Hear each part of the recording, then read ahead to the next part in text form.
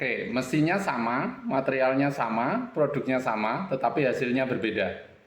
Pernah mengalami suatu situasi seperti ini? Kalau iya, kemungkinan besar masalahnya bukan pada operator. Masalahnya adalah proses yang belum distandarkan. Hari ini kita akan membahas salah satu fondasi Toyota Production System, yaitu Standard Work. Welcome to Dr. Kaizen Channel, Lean and Project Improvement. Don't forget to subscribe. Subscribe is free.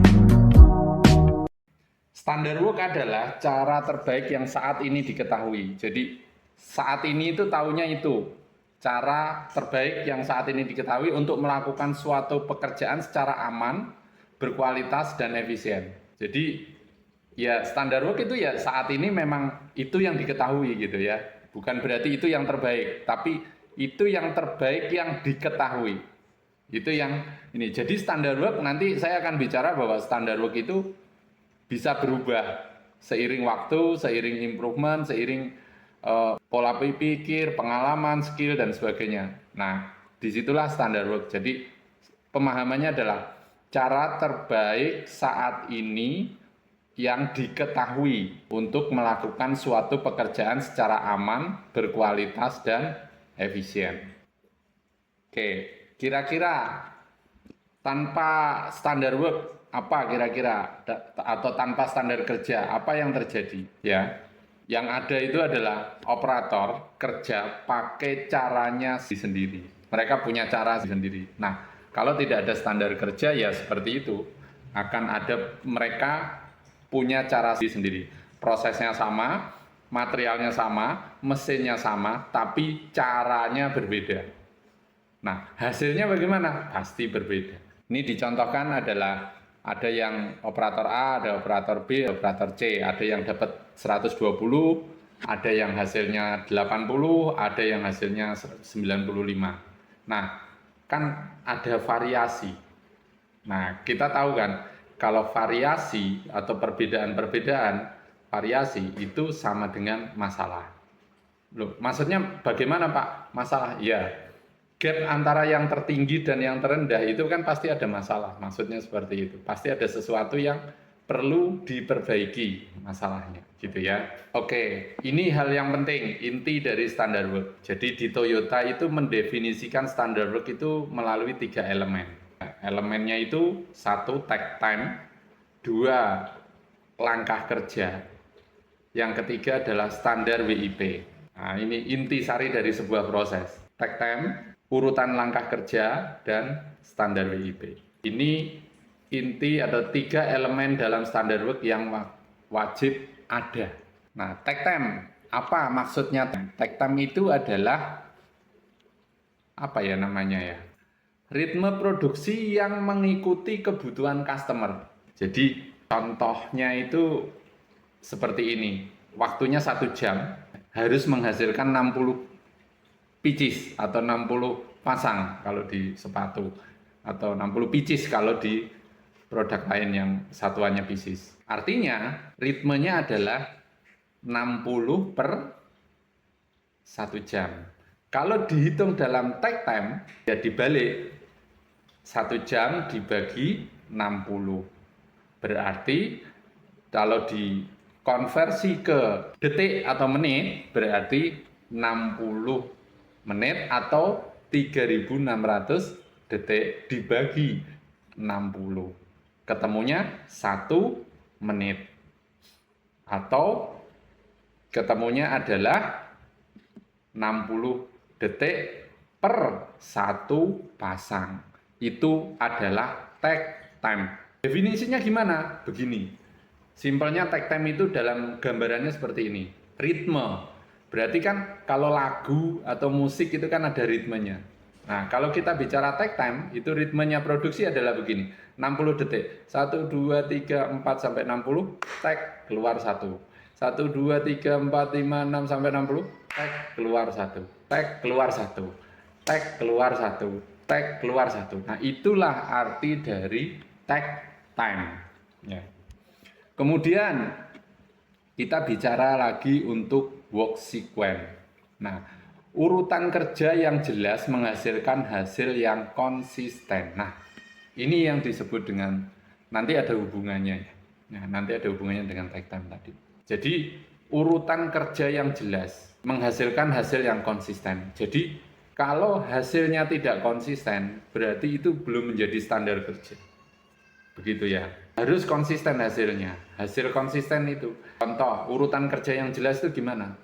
Ambil, pasang, tag, taruh. Ambil, pasang, tag, taruh.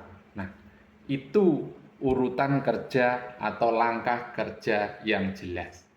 Dan semua orang wajib melakukan urutan yang sama untuk proses yang sama. Ya, ini kunci dari urutan kerja.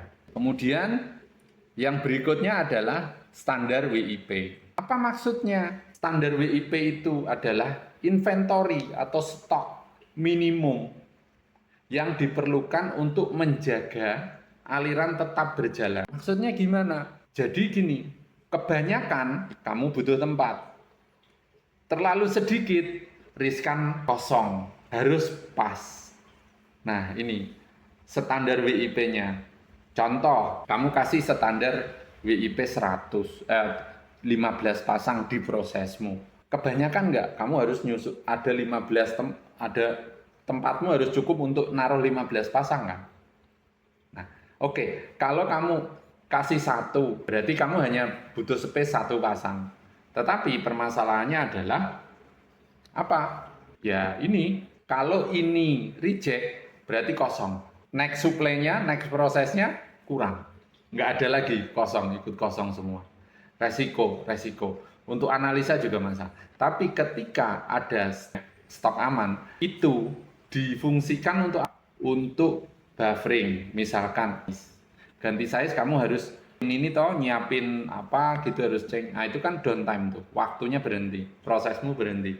Next prosesnya gimana? Kalau kamu nggak punya buffer yang cukup untuk customermu, next prosesmu, ya dia akan ikut berhenti. Padahal dia belum waktunya change over.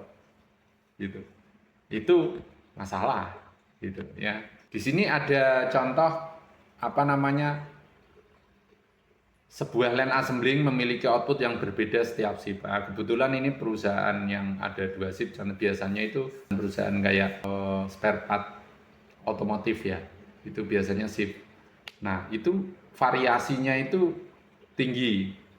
Itu kenapa? Karena antara operator shift 1 dan operator shift 2 cara kerjanya beda.